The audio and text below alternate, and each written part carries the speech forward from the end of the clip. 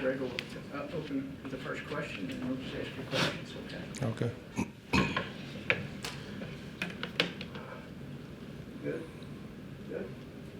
Okay, at this time, we have cornerbacks coach Rod West. Questions for Coach West? So, Rod, start with what was attractive to you about West Virginia? Well, like I said, first off, the tradition, understanding that West Virginia has won a lot of football games, won at the highest level, and everything's in place here to get it done again. Get a chance to work for a guy like Coach Rodriguez, who I think I saw he was number 7 amongst active coaches in all-time wins. So obviously can learn a lot from him. He knows what he's talking about, a wealth of knowledge and wisdom. So being able to pull from him, I've known Coach Alley for a while, bright young defensive mind, and just a chance to be able to work with him. And like I said, the fan base here, like I said, everything you need to win: fan base, tradition, great coaching staff, and I think we have talent too, and a chance to be in a Power 4 conference. So it was very appealing, and I'm happy we're here. Did you know Rich at all? You said you knew Zach some. So did you have any crossover with Rich at any point? I mean, even in conferences or whatever? Did not know Coach Rodriguez personally. I know some people who had worked with him and spoke very highly of him. The only crossover we may have had, I was the corners coach at App State in 2021, and he was offensive coordinator at Louisiana Monroe, but I did not know him personally. Like I said, a lot of people I know in the profession had worked with him across paths and had nothing but good things to say about him. You knew Zach, and what was your interaction with Zach? Same thing. So we first time we met was that 2021 game. Coach Alley was the defensive coordinator at Louisiana Monroe, and we kind of bumped into each other at the coaches convention after the season, and kind of talked a little ball, some things they were doing on defense, had some similarities to some things we were doing at App. So we just kind of started a relationship there, and occasionally would talk after the season. If we were playing like a common opponent, we may share some thoughts in terms of how we can attack them or how they may have attacked the same opponent in the past. So just built a relationship from there, and like I said, obviously he's a very sharp guy, smart, and one of the top defensive coordinators in the country. So try to pull some knowledge from him as well. What makes a corner a quality corner, an elite corner? Like, what can you see, and what are you looking for in that progression? Because it was a weakness a year ago, and Rogers talked about needing that position to obviously be a lot better. Well, full disclosure, I tried my hardest not to watch any of the film from last year, just because I tell all the guys I want a clean slate. I didn't want to hold anything against the guys that were here in the past. They may have been taught something different that we don't teach. So I didn't want to go down that road. The big thing for me, what I try to stress to the guys, outside of the physical, tangible things that can be seen on film, what I try to stress is, the 3 C's. We got to be confident, first and foremost. Every time we're on the field, we got to think we're the best guy. We're going to win that matchup every time. Number 2 would be composure. Whether we make a big play or give up a big one, we got to have a short memory and play the next play as if it has a life of its own. And number 3 is just we got to have a high compete level. So whatever we're doing, we got to strain, we got to outwork the competition, and always buy into competing everything we're doing. So confidence, composure, and the will to compete, those are things we try to stress in all our habits all the time.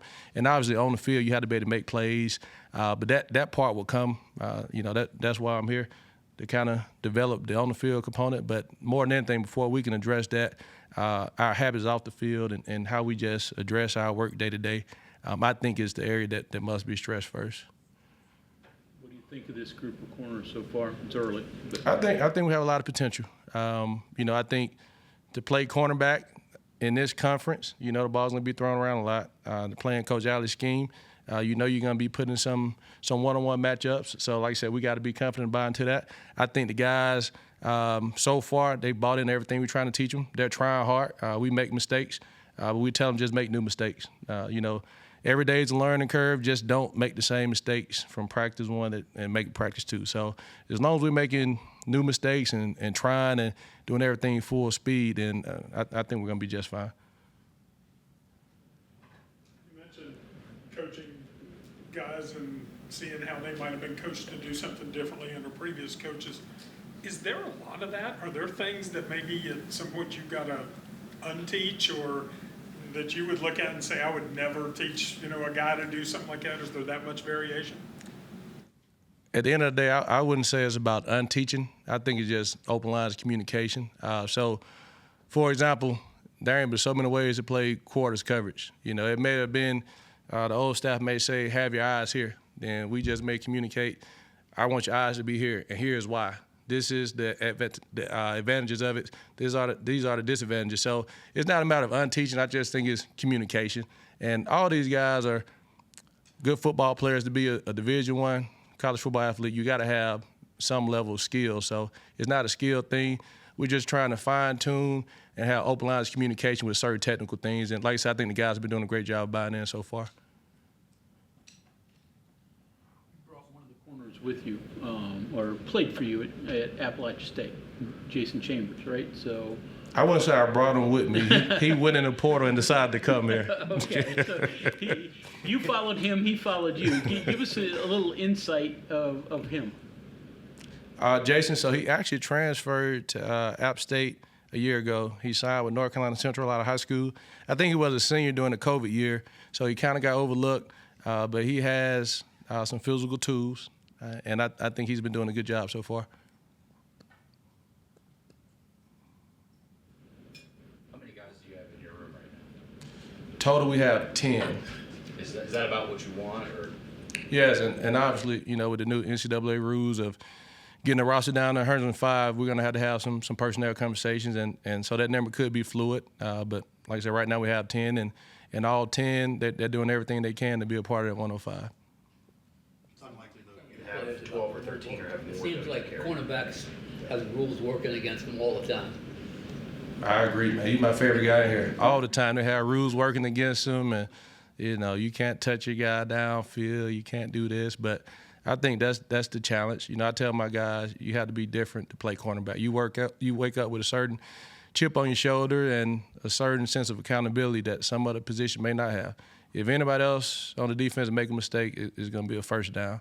If we make mistakes, it can be a touchdown. So I think to wake up and understand that I'm going to be put in some one-on-one situations and I'm expected to win every one takes a certain caliber of individual. So I'm happy with the room so far. And hopefully, I hadn't obviously coached a game in this league. Hopefully, the refs are kind of lenient on some of those holding the PI calls down the field. How different is this scheme compared to what you've worked in the past? I think we are maybe a little bit more multiple and versatile. At the end of the day, cover three is cover three. Man free is man free. Quarters is quarters.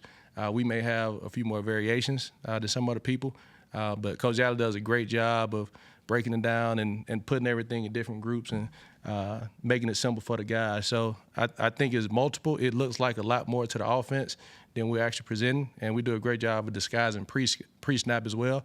But I think the guys have done a great job of kind of digesting everything we've been giving to them. Rich has talked about, the pace and the tempo of practice. Now it's an adjustment for players. Has it been an adjustment for you at all? Yeah, I love it. I think it makes you be locked in. Coach Rodriguez says, treat the next play as if it's the most important thing in the world in that moment. I love that because it keeps you on your toes. And everybody has different styles. Some people I may have worked with in the past, they were big on, hey, get the reps, we'll coach it on the film. But Coach Rodriguez believes address it once you see it. I like that. That way, a kid doesn't make the worst thing a player can do is make the same mistake 4 times in one practice. And as a coach, you didn't correct it the first time. So it's very hands-on. We coach every play, and we want every guy to understand the importance of every play because when you get in a game, most of the time a game is decided by a handful of plays. You don't know which plays they're going to be. So you can't pick and choose which plays you're going to be locked in, which plays you're going to go hard. So, again, we treat every play as if it's the most important thing going on in the world at that moment. Are there any players individually that have stood out already that you can name? I'd rather not. I don't know who all watching this. I'll say we have a lot of guys in the room, for my position specifically, who have done a lot of good things, and we have those same guys that make some bad plays and make some mistakes. So every day we have some pluses, some minuses, and we try to correct them to make sure we don't have the same ones the next day. And collectively as a group, I think they've done a great job of competing. And like I said, hopefully by the end of spring ball, we can kind of say, all right, these are our top 2, our top 4. But right now, everybody's still competing for everything. Had to try it. Is it almost an advantage in a way that so many of those guys are either new or young? Yeah, I like it because I enjoy the challenge of, first off, establishing a relationship, establishing that trust, the open lines of communication, and then being able to develop a guy and push him. Because, you know, for a guy to really be pushed, he has to trust you that you have his best interest at heart as a player, but also as a person. You know, so we're still in the early stages of our relationship in terms of coach and player. But I tip my hat to those guys. I think they've done everything I asked them to do, or at least they tried their hardest. And again, if it's something technical, it's my job to correct it. But from an effort standpoint, I think we've been getting better every day, and I think the guys are really trying to lock in and do it the way we want it to be done. Coach did mention that something maybe collectively as a staff that could work on is pinpointing when a player is quote unquote soft or being lazy quicker so that he doesn't have to yell as much. How do you feel about knowing what his thought of soft or lazy? Like, do you know what coach is talking about when he says that? Can you pick it apart and pinpoint it quicker? What are your thoughts on that assessment of the staff? The thing I love most about Coach is he's a very direct person. Like, you rarely have to guess what he's feeling or thinking. So he would tell you, like, this is an example of soft. If we're taking on a block, this is how it should look. You know, if it's punt protection, this is how it should look. So you don't have to guess. He'll tell you. And so for me as a coach, we see it. We all know it. We know football. You can tell. Like, if we all went to practice right now and I said, point out the soft play, you'll be able to see it. Like, there should be a certain level of violence associated with football. And when that level of violence is lacking, then it's our job to address it. So we all know what it looks like. You don't have to have a video of this is soft. And the guys know. They know. And it's our job, if it's anybody early on that don't get it, we tag those plays in practice and we show it to them. Adjusting to Morgantown, similar to Boone? Yeah, so I'm not sure. I would imagine, I don't want to be accurate. I don't want to be inaccurate, so don't quote me on this, but I think we're the only 2 Mountaineers in the country, App State and West Virginia. But they don't play football. There you go. So for me and my family, they're both mountain towns. I think both communities are blue-collar, hard-working, tough, gritty, and passionate about football. The climate's pretty similar. So for us, I think the transition town-wise has been pretty seamless.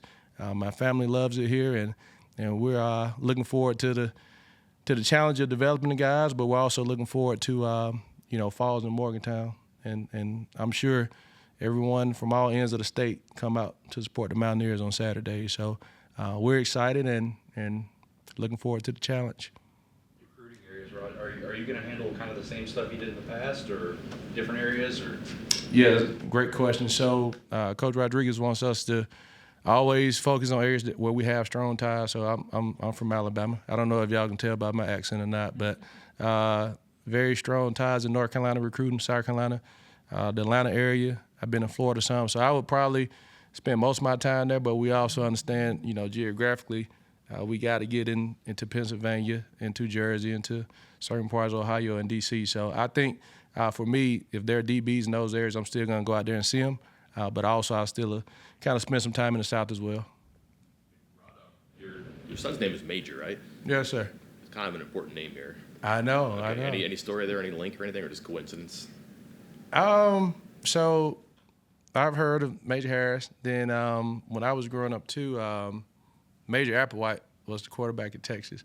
So I thought it was a cool name. And funny story, so my wife's name is Marcy. My daughter, who's older, her name is Maya. So I told my wife, since she went through, the pain of delivery, she can get the M's. So, and I'm an English major, so we like the alliteration of that as well. So we came down to Miles or Major, and my son was so stubborn and labor was so long that we said he's probably gonna be more suited for a major. And he is he probably should be playing football. He's a baseball player, but he is stubborn as they come. He's a tough kid. He's gonna react, then think later. So I think Major suits him well, a lot more than Miles would have. Baseball on the side? Do I coach baseball? Yeah. No. I don't think I'll be good with coaching my kids. I think I kind of got a soft spot for them. So I'll do some training on the side. And my kids, if I yell at them, they kind of like, Dad, what are you doing? So I let other people yell at them. But I'll see some things on the side. Like I might take some videos of him, batting at the plate, and we'll kind of talk about it afterwards. But no, I think I'm better with coaching other people's kids than my own. Speaking of your players, the quarterbacks coach, does every corner coach want to coach man, and just sometimes because the players they coach zone or scheme whatever, like is that how that works for your position? Maybe, I don't know. I think in today's football where you have to cover, the entire field, horizontally and vertically, I think you're gonna have the offense is gonna force you to play different types of man coverage. So you got to be comfortable with it. You won't survive with the wide spacing of the receivers, and if you can't survive man to man. So I think that's a good base point to start with teaching, and then you build into different zone concepts off of that. But yes, I think any cornerback coach in today's game, you better be pretty comfortable with playing and teaching some forms of man coverage. All this like mentality stuff that you talked about that everybody talks about, I would imagine it's no different if you're in zone. You're going to have a lot of one-on-one stuff eventually. The ball's in the air. You got to tackle somebody. Like, who cares if it starts in zone or man? It's still got to cover somebody, tackle somebody. General rule of thumb: most coverages at some point, if you get certain routes, they're going to turn to man to man.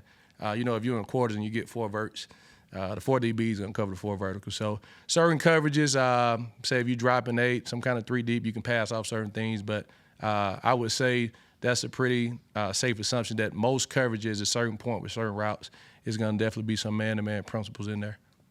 Okay, we have time for one more question. Kevin? How do you get to know your players off the field? What's important for you in that area? Well, we have meetings where we don't talk about any football, just getting to know them. Some of my guys may have children. Getting to understand their family dynamics, where they're from, and also how you can coach them. I think the good thing about being a parent, I think it helped me become a better coach because my 2 kids learn completely different, and I had to discipline them completely different. So it's the same thing when you're coaching a group of young men. Like, I have to coach every kid in that room to be the best version of themselves, and 10 different guys are going to have 10 different personalities. I got to figure out what gets them to go. Some kids, if you yell them, they shut down. It is what it is. So that might be a face-to-face. I got to explain to him every detail of why to get them to play the best. Some kids, they need that little extra motivation to push. So for me, the only way I can tell that outside of doing it on the field is me with them. If it's a one-on-one environment where we don't talk about any football, if it's taking a group out for wings, or if it's just sitting down and having lunch with them at the training table. So, but getting to know them and getting them comfortable with being themselves outside of the field will lead to success on the field. Okay, thank you very much, Coach. All right, thank y'all.